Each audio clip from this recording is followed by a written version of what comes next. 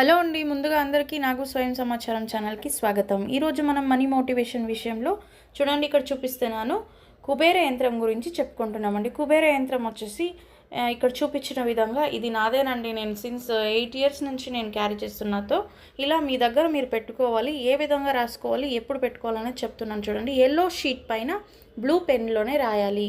మీ దగ్గర yellow sheet లేదనుకోండి, white షీట్లోనే background yellow ఇచ్చేసి ఇక్కడ చూపిస్తున్న విధంగా బ్లూ పెన్లో అయితే రాసుకోండి.